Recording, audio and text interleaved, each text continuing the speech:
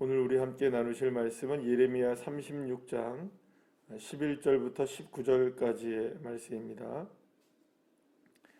예레미야 36장 11절에서 19절까지의 말씀 함께 합독하시겠습니다.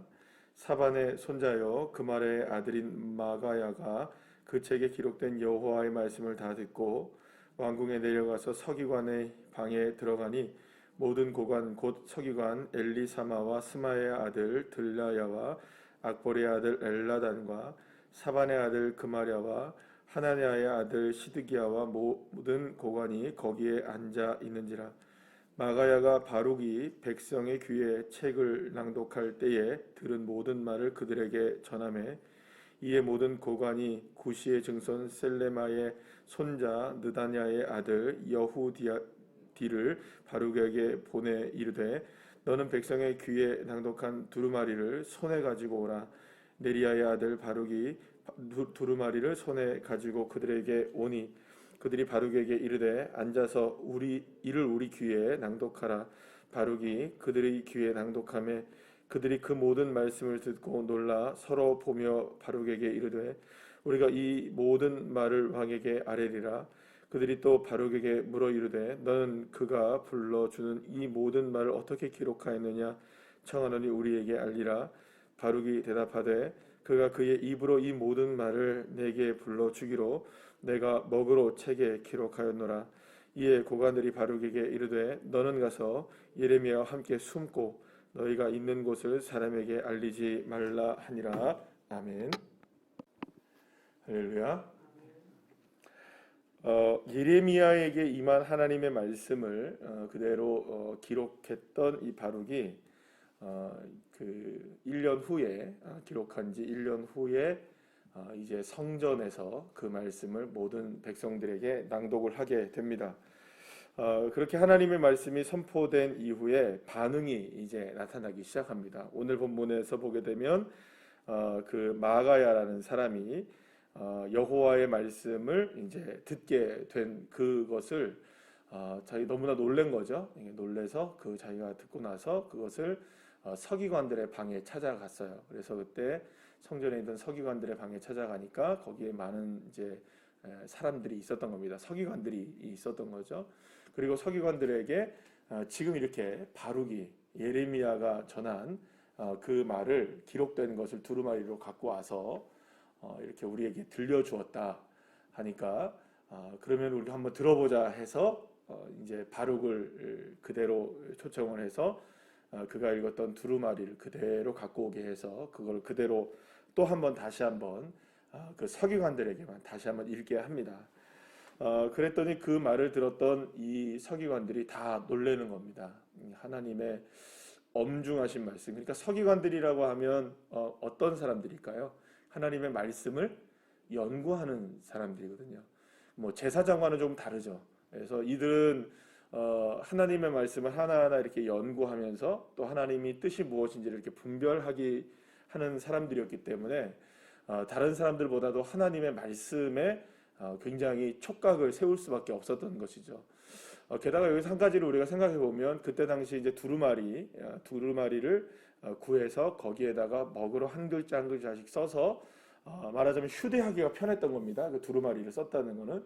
그러니까 그렇게 이미 썼다는 것은 하나님께서 이것을 그 명령하셨을 때부터 이러한 상황을 모든 것을 다 아시고 또 이렇게 그들에게 하나님의 말씀이 이렇게 기록되었다라는 것을 분명하게 이야기하기 위함이 아니었는가도 생각해 보게 됩니다. 어쨌든 이렇게 하나님의 말씀을 듣게 된 서기관들이 바룩에게 이야기합니다. 이거 도대체 어떻게 된 거냐? 그랬더니 2차 저차에서 예레미야가 불러준 것을 자기가 이렇게 기록된 것이다, 이렇게 분명하게 이야기를 합니다. 여기서 보게 되면 예레미야라는 이름이 안 나와요. 그죠? 예레미야 안 나오고 그가 이렇게 나와요. 그러니까 아마도 이 말을 통해서 우리가 알 수 있는 것은 뭐냐면 그 당시에 예레미야가 이러한 서기관들을 비롯해서 제사장, 그 다음에 그 당시에 있었던 선지자들, 또 왕에 이르기까지 여호야김 뭐 이런 왕들에 이르기까지 인기가 있었다는 걸까요? 없었다는 걸까요? 아마도 인기가 별로 없었다는 것을 반증하는 게 아닌가. 왜냐하면 예레미야라고 정확하게 이야기해야 되는데 그가 이렇게 얘기하는 거죠. 그러니까 아마도 바룩과 이 예레미야의 관계가 보통 관계가 아니잖아요. 지난번에 우리가 봤듯이 우리가 그 매매 증서를 썼을 때 하나냐의 밭을 샀을 때 하나멜의 밭을 샀을 때에도 이 매매 증서를 썼을 때 그것을 누가 증인을 섭니까? 이 바룩이라는 사람이 증인을 서게 되잖아요. 그때 시위대 뜰에 있었던 사람이 이 바룩이었으니까 아마도 이 바룩과 예레미야가 같이 어떻게 됐을 가능성이 있을까요? 시위대 뜰에 같이 함께 갇혀 있을 가능성도 있었을 겁니다. 뭐 어쨌든 간에 이렇게 이제 바룩과 예레미야의 관계가 심상치 않은 관계라는 것을 알고 있었기 때문에 이제 그가라고 이야기를 하면서 예레미야를 지칭하는 것을 보게 됩니다. 자, 그리고 이제 이 그 예레미야가 선포한 하나님의 말씀을 기록한 이 바룩에게 이제 이렇게 얘기를 하죠. 우리가 이게 왕에게 반드시 들려주겠다 이렇게 얘기합니다. 그게 이제 어떻게 보면 하나님께서 원하시는 바이기도 했고 또 예레미야가 이 일을 통해서 말하자면 생각했던 바이기도 했을 겁니다. 소규의 목적을 달성하는 것처럼 보여요.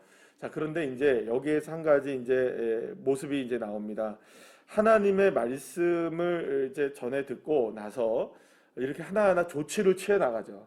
조치를 이제 서기관들이 취해 나가고 왕에게 보고를 하겠다고 얘기를 하는데 여기서 숨고르기를 합니다. 이게 숨고르기라는 표현이 맞을 것 같은데요.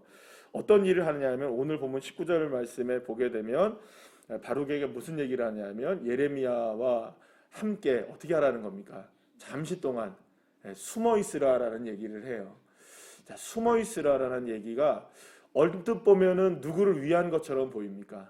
바룩과 예레미야를 위한 것처럼 보입니다. 그죠? 왜냐하면 이게 왕에게 전달되었을 때, 이야기가 전달되었을 때 그들이 생각할 때에는 왕이 이 말씀에 대해서 긍정적인 신호를 보낼까요? 부정적인 신호를 보낼까요? 부정적인 신호를 보낼 것이라는 것을 이 서기관들도 다 알았던 겁니다. 그러니까는 화가 난다는 거죠. 그러니까 이것을 전했을 때 아이고 이게 하나님의 말씀이네. 우리가 정말 다시금 하나님 앞에 회개를 하고 우리가 돌이켜야겠다. 이 하나님께서 오래전부터 말씀하셨던 말씀을 예레미야가 이렇게 기록하여서 우리에게 읽어줬으니 더 이상은 요즘 말로 빼박이라고 하죠. 빼도 박도 못하는 하나님의 뜻이 이렇게 전달됐으니 이제는 우리가 새롭게 해야지, 그리고 변화돼야지, 회개해야지. 그래서 옷을 찢든지 뭐 하나님 앞에 예배를 드리든지 그런 상황으로 가야 되는 게 맞겠죠. 그게 이제 긍정적인 신호겠죠. 부정적인 신호라는 것은 뭘까요? 이놈의 자식이 살려줬더니 이렇게 엉뚱한 얘기를 해 하면서 누구를 잡아오라고 하는 겁니까? 결국에는 이 예레미야 잡아오라고 하고 이거 기록했던 누구 바룩도 잡아와. 그러면 이제 서기관들이 생각할 때는 자기들 자체는 어떤 생각을 한 겁니까? 그럴 가능성이 농후하기 때문에 우리가 찾으러 가려고 해도 어디 있는지 모릅니다라고 얘기를 했을 때에 자기들은 뭘 면하는 겁니까? 이 말씀에 대한 말하자면 왕에게 전달을 했고 그리고 누구도 보호하는 차원에서 이 말씀을 선포했던 선지자와 바룩을 보호하는 차원에서도 정말 자기는 모르는 거예요. 우리도 모르게 숨어버려라 이렇게 얘기를 했으니까. 그러니까 자기들은 이제 면피용으로 이렇게 이야기를 했던 것이죠.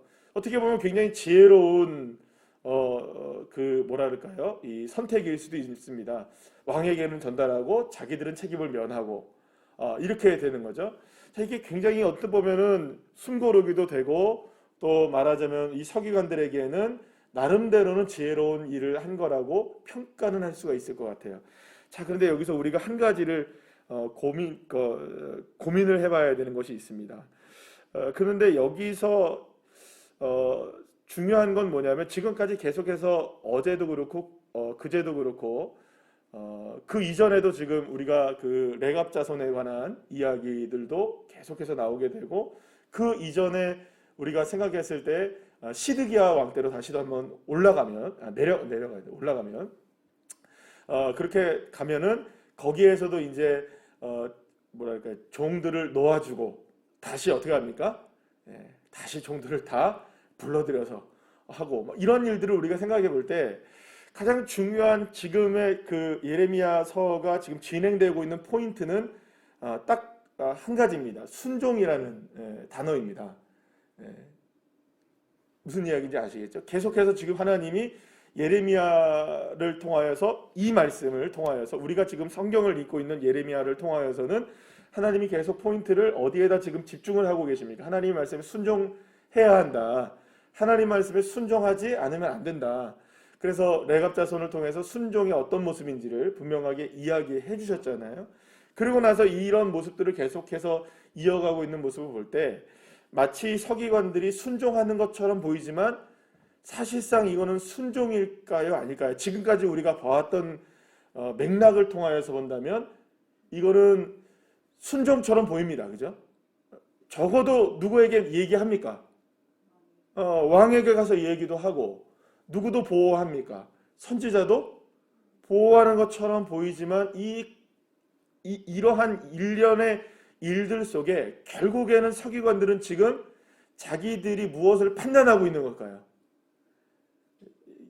숨겨진 불순종을 보셔야 되는 거죠. 우리가 지금 불순종을 뭐라고 계속 이야기했었습니까? 그러니까 순종의 반대말이 불순종인데 불순종이 무엇이 불순종입니까?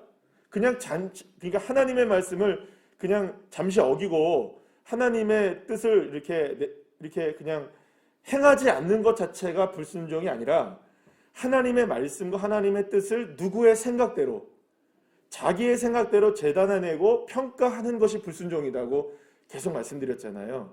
그러면 지금 서기관들의 모습은 어떻습니까?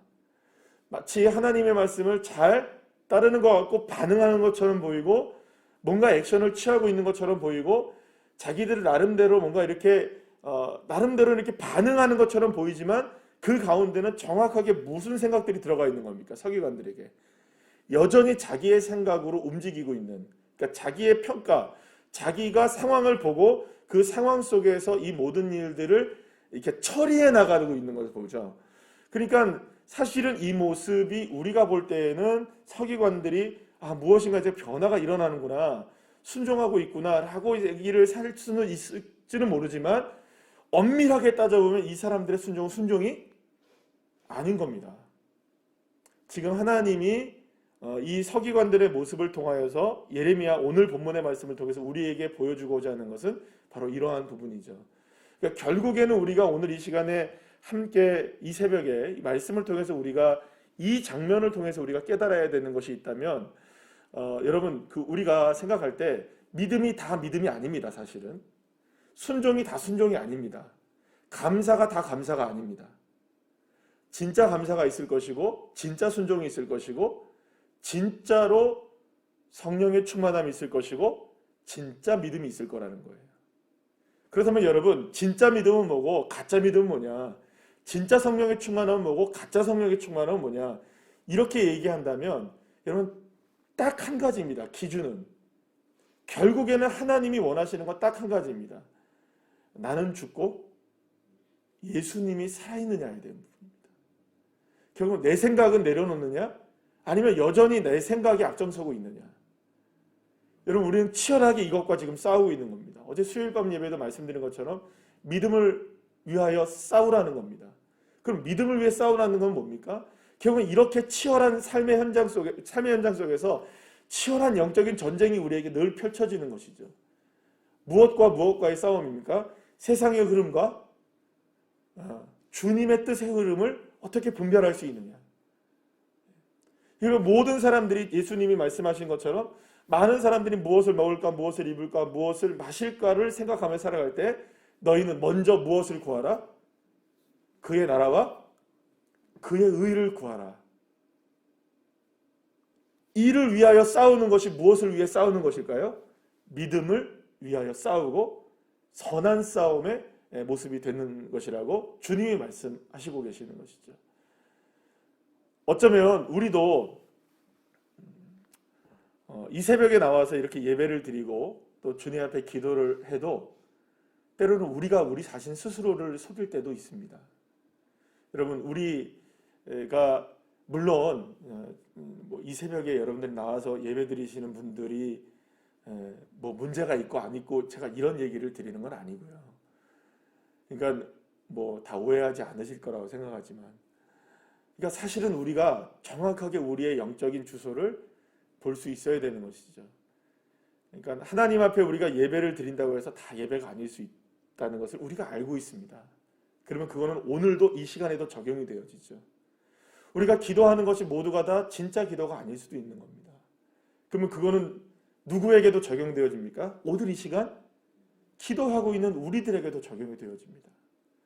헌신을 하고 있는 우리의 헌신이 진짜 헌신이 아닐 수도 있습니다. 그건 오늘 누구에게도 적용이 될까요? 나에게도 적용이 됩니다. 믿음을 가지고 있다고 생각하면서 주님을 바라보면서도 정작 그 믿음이 진짜 믿음이 아닐 수 있습니다. 그건 누구에게도 적용이 될까요? 나에게도 오늘 이 시간 적용이 되어집니다. 그래서 많은 사람들이 착각하며 살아갑니다. 난 그래도 예배 드렸는데, 난 그래도 기도했는데, 나는 그래도 하나님의 말씀을 읽었는데, 헌신했는데, 이렇게 했는데 저렇게 했는데, 마지막 날에 여러분들 예수님이 말씀하시잖아요. 그날에 내가 너희를 도무지 알지 못하겠다. 그래서 주님이 뭐라고 말씀하십니까? 불법을 행한 자들아 다 떠나가라고 얘기하십니다. 아니 그들이 불법을 행했을까요? 이들은 주님을 이름을 외치며 병도 고치고 귀신도 쫓아내고 이런 일들도 하고 저런 일들도 하고 그게 어떻게 불법이겠습니까? 여러분 우리가 예배를 드리고 우리가 주님 앞에 헌신을 하고 기도를 하는 게 왜 불법이겠습니까? 그런데 우리도 정확하게 알아야 되는 것은 그것이 불법이 될 수도 있다는 겁니다. 그 행위 자체가 그 일 자체가 그렇게 하는 것 자체가 불법이 아닌 것이 아니라 그 이면에 숨겨져 있는 결국에는 그것을 행하고 있는 나의 자아와 나의 믿음이 정말로 주님이 내 안에 살아계시고 나는 죽었느냐. 끊임없이 우리가 싸워야 될 게 있습니다. 자기의 생각과의 싸움입니다. 나도 모르는 사이에 자기의 생각과의 싸움에서 우리는 날마다 싸움에서 지는 것이죠. 제일 여러분 싸우기 힘든 존재가 누구일까요? 차라리 눈에 보이는 누군가와의 싸움은 치고받고라도 합니다. 그렇죠. 여러분 우리 참 어려운 존재가 누구입니까? 우리들에게 가장 어려운 존재는 언제나 자녀들이고 가족들이 식구예요. 그래서 뭐 늘 말씀드리지만 우리의 식구가 원수가 누구라고요? 집안 식구라고 주님이 얘기하신 것처럼 진짜 우리가 왼수처럼 느껴지는 사람들 사실은 우리의 자녀들일 수 있고 우리의 가정 식구들일 수도 있습니다. 그래서 사실은 눈에 보이게 싸우기도 해요. 다투기도 해요. 언성을 높이기도 하고 때로는 마음이 상하기도 하고 그렇습니다. 근데 그렇게 눈에 보이면 차라리 싸우기라도 하죠. 근데 제일 못 싸우는 존재가 뭘까요? 날마다 그 싸움에서 패배하는 그 존재는 누구일까요? 다른 거 아닙니다. 내 자아입니다. 나와의 싸움이죠. 그래서 사실 어떻게 보면 신앙이라는 것은 우리가 믿음 생활을 한다는 것은 신앙생활을 한다는 것은 무엇과의 싸움일까요? 여러분 문제는 누군가와의 싸움의 문제가 아닙니다. 어떤 상황과의 싸움이 아닙니다. 그 상황에 놓여져 있는 나와의 싸움인 겁니다. 그래서 나는 철저하게 오늘도 주님 앞에 고백하는 겁니다. 주님 내가 믿음을 위해 싸우기를 원합니다.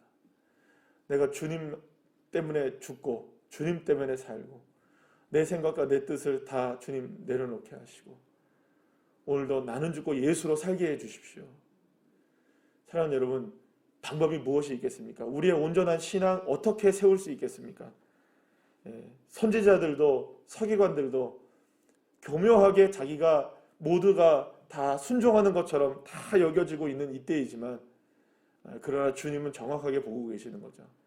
사실은 이 말씀을 전하고 있는 저도 두렵습니다. 여러분들도 함께 생각해보면 참으로 두려운 일입니다. 주님은 이미 다 보고 계시지 않습니까? 성읍이 건설될 때부터 이스라엘 백성들이 예루살렘에서 무엇을 하고 있었는지를 정확하게 끝까지 보고 계시는 주님이십니다. 그래서 여러분 하나님의 사랑과 하나님의 은혜는 놀랍습니다. 그러나 반대로 하나님의 징계와 하나님의 심판은 너무 무섭습니다. 그러나 우리가 알 수 없는 한 가지는 뭐냐면 그 심판이 드러나기까지는요 가리워져 있다는 겁니다. 하나님이 참으시니까 가리워져 있는 겁니다. 우리가 어디만큼 와 있는지 모르는 겁니다. 그러다 갑자기 드러난 것처럼 우리는 보이죠. 그러나 문제는 켜켜이 쌓여 있는 겁니다.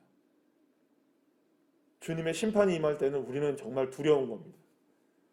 그래서 그 가리워진 시간에 있다는 것 자체는 우리에게 무엇이 있다는 걸까요? 기회가 주어져 있는 거죠.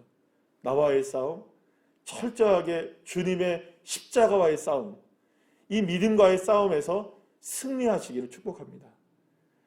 딱 한 가지밖에 없습니다. 예수님으로 나는 죽고 예수님으로 나는 사는 것. 그 자아의 영적인 전쟁에서 승리하는 주의 자녀들 한 분 한 분들 다 되시기를 간절히 축복합니다. 기도하시겠습니다.